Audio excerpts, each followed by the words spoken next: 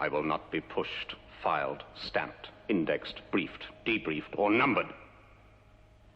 My life is my own. What's up, everybody? How's it going today? It's Carpo. You can call me Carpo, or you could call me Joshua Orr, which was my birth name. And I wanted to talk a little bit about my strangeness and who I am.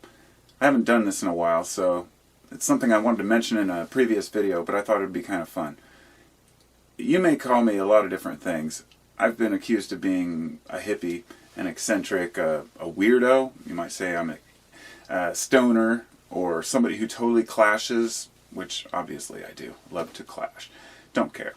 And over the years, a lot of you have seen that my hair's grown out. There was a time when I was almost bald, basically, shaved down to like military cut, and then here I am with long hair again. Who am I exactly, and what is my angle on these things?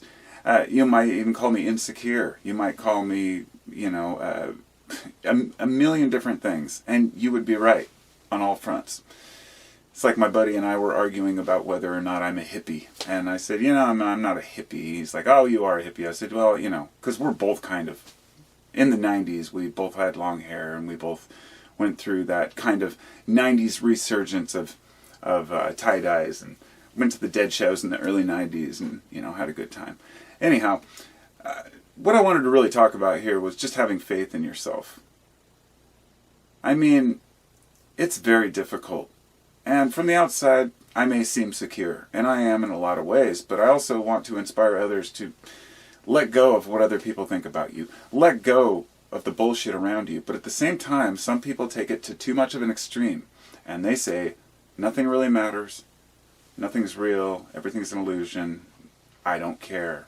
And that becomes nihilism. In other words, you don't want to drop into nihilism where nothing matters. If you do, that's your choice. But this message goes to the people who are on the fence like I am about what matters and what doesn't. Having faith in yourself means being able to know that you're a good person, know that you're doing the best you can, knowing that you mean well, regardless of what other people may accuse you of or think about you. Nobody's more exposed to this than people who have a presence online. And what I've noticed is the more popular somebody gets, the more likely people are to insult them. Depending on the type of material they're into, if you talk about occult or anything mystical or opposing from somebody else's viewpoint, they might attack you more than if you just talk about life skills. You'll notice that even channels that are talking about just life skills to be a happier person get attacked by people. This and this debunked, trying to say, oh, well, they're just trying to make it, pop philosophy. And you know what? We live in a world where pop philosophy is kind of all people have the patience for. We have a short attention span. So, without getting too far off track, my message here is to the people who are confused about how much to accept from other people as far as criticism, because I have been over the years. And what I've learned is that criticism from those you love is always important. For those who just say nobody's opinion matters, you're lying to yourself, and you know you are. People's opinion do matter. It just depends on whose opinion matters to you. Maybe it's just your heroes that you never met, but their opinions would matter because that's how we define our parameters, that's how we define our limitations, that's how we define what it means to be a good person. Nobody's born with the innate ability to speak all languages and know what's right and wrong. It's something that we learn over a period of time, and learning how to treat one another is something that falls within that realm. So, as I said, people who become more and more popular over the years, especially actors, actresses, they'll become more and more attacked, whether it's about what roles they play, what little things they say. And I've noticed it myself back in the day when I was talking about a variety of controversial subjects. In fact, I had one troll who followed me around for like a year harassing me until I started sending him private emails saying, hey bro, here's a handshake, let's make amends. He didn't know what to do and he walked away. And you know what's funny is that the coincidence here is that specific dude, I found a video talking about him on YouTube today, and I thought, this is recent. And I looked closer, did a little digging, and found out this guy had like 2 or 3 other channels he's been running recently. Some of them only have a few subscribers, some have more. Many of you might, from the old days, remember his name was Mac.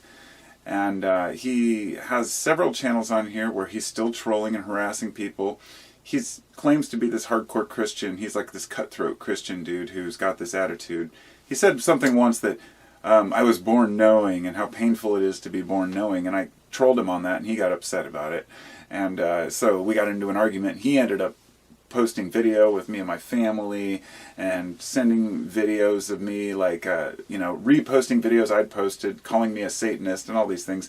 Without that, that's kind of irrelevant. The point is, at that point, I was young on YouTube, and I was still learning how to stand up for myself without buying into people's bullshit. Without seeing the toxic nature of some of the people out there and what they're after, what they're trying to do, the attention they're trying to get from other people. Once you realize that, you can kind of laugh at yourself and let go, not take yourself too seriously. Because, first off, you got to make your own label. You've got to do your own thing. You got to be yourself. And too many people fall into what other people think about them or the ideas that other people are promoting. And nowhere is that more clear than YouTube these days. People say, oh, I left mainstream media. Now I listen to YouTubers. What are you, stupid? I'm sorry, I don't mean that harshly, but YouTubers are mostly trying to make money too. You know, channels like my own, where I don't have ads and I try to collect a little revenue from Patreon. Of course, I would love to make it with my channel. I would love to make it big, but I won't do that on a false premise or a lie. So, people will try to bring you down. People will try to talk shit about you. They will make you feel guilty. They'll make you feel bad. You don't have to buy into it. It's all attempts. And often it's other people's insecurities that bring them to that. But identifying the people who are toxic in your life, who aren't worth the time, and those who are is important. And that's really the main message. People in your family, people in your friends group, people who have constructive criticism towards you, it's important to listen. Of course, if one person you know is saying things about you that you know aren't true and nobody else seems to agree with that, then you have to weigh and balance. Sometimes people don't want to hear the truth, and so if you're like me and you're kind of outspoken and brutally honest with people, you'll run across problems in life because people won't want to hear it. So, the bigger the message is, then, the harder it is. Just like the bigger you are, the harder you fall if you're making a lot of bold claims in life. So, be varied. Be a multi-potentialite, as I once read. Kind of a jack of all trades. Someone who has a little angle on everything, because we all, as one person said, learn a little bit of everything. Specialization is for insects. I don't recall which philosopher said that, but I could look it up, I guess. Remember that positions of power are always in flux within any group, any animal group.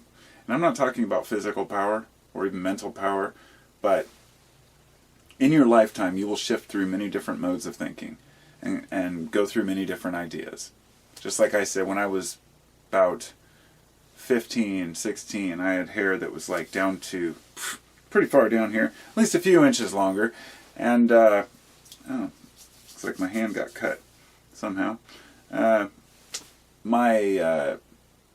My hair was long. I turned 18. I decided this was getting old. It's time to cut it. And I never looked back.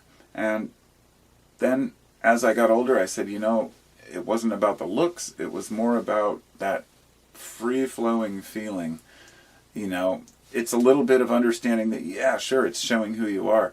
I watched a documentary recently. It was talking about the hippies in the 60s and how the long hair was... The freak flag, of course, allowed you to kind of flag each other down in a way. You could see another person from across the street with long hair and know what their intentions were, know who they were for the most part, where they were coming from, and know that they were probably cool, at least, Maybe they knew where to get some good weed, whatever it might be.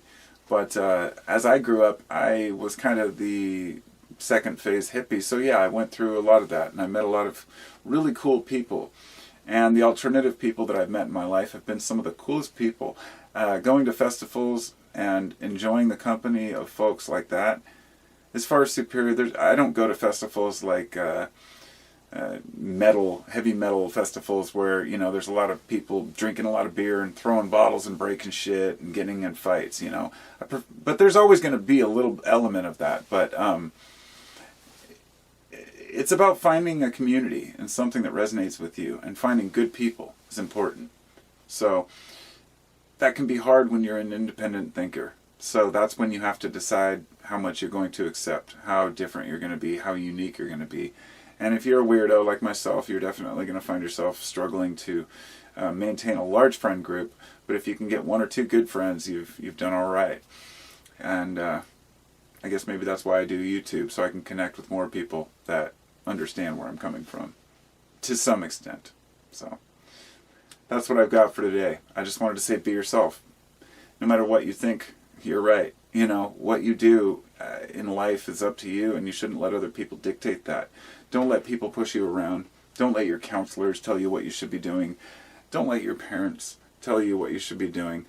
Don't let your teachers or your authority figures or your probation officer or the police or anyone else tell you what you should be doing. Follow your heart, but you also have to follow some basic common sense and some laws, or else you might find yourself in prison. So anyhow, I guess it's about being empowered enough to know our hearts and know where we're coming from. So take care of yourself first, and all else will fall into place. Hopefully. Be well, my friends. I'll talk to you later.